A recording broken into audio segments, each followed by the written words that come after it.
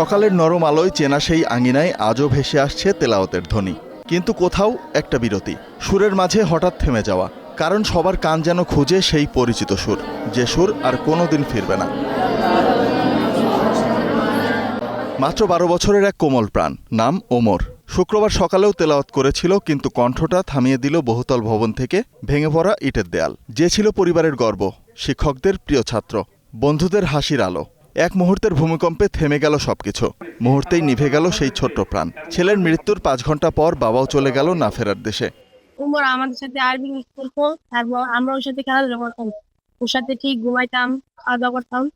ও আমি যখন বাসায় গেছিলাম শুনছিলাম কি ও মারা গেছে। তারপর আমি আসলাম, গিয়ে দেখলাম যে ও নাই। ও নাই দেখে আমাদের খাইতেছে।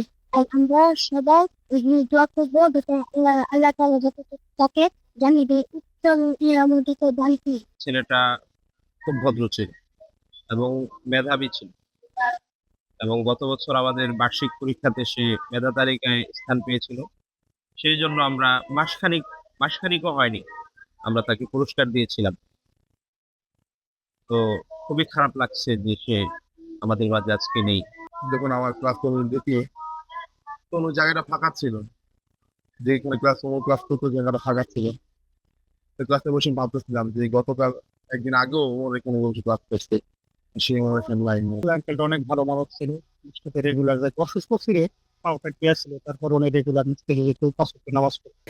চাকরির সুবাদে নরসিংদীতে ভাড়া বাসায় পরিবার নিয়ে থাকতেন দেলোয়ার হোসেন। বাড়ি কিশোরগঞ্জের পাকুন্দিয়ায়। সেখানে বাবা ছেলের মরদেহ নেয়ার পর নেমে আসে শোকের ছায়া।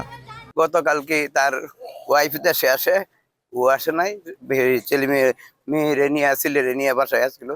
তার 2 মেয়ে ওই কাশিমিয়া মাদ্রাসায় লেখাপড়া করে, ওই ছেলেও 8 পারা মুখস্থ করছে। নরসিংদী জেলা প্রশাসক এডিসি মহোদয় উনিও ঘোষণা দিছে আর্থিকভাবে প্রণোদনা দেওয়ার, এবং ওখানকার নেতাকর্মী যারা আছে সবাই রাত্রে 12টায় ওখানে একটা জানাজা, প্রথম জানাজা হয়েছে।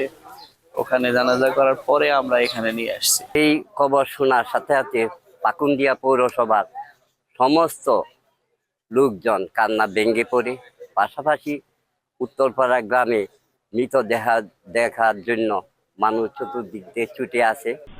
এছাড়া নরসিংদীর নাসির উদ্দিন, কাজম আলী ও ফোরকান মিয়া নামে আরও 3 জনের জীবন প্রদীপ নিভে গেছে ভূমিকম্পে। হতাহতদের পাশে থাকার আশ্বাস দিয়েছে স্থানীয় প্রশাসন। প্রত্যেককে 25,000 টাকা করে দেওয়া হয়েছে, যে 5 জন মারা গেছে তাদের দাপন কাপড় নেওয়ার জন্য। আর বাকি জিনিসগুলো আমরা অ্যাসেসমেন্ট করে বা বিভিন্ন জনের রিপোর্ট থেকে সরকারকে জানাবো। আর যেখানে যা সমস্যা হয়েছে আমাদের সুযোগ থাকলে আমরা সহযোগিতা করব। শুক্রবার 5.7 মাত্রার ভূমিকম্পে কেঁপে ওঠে গোটা দেশ, যার উৎপত্তিস্থল নরসিংদীর Madhabdi. Desk report, star news.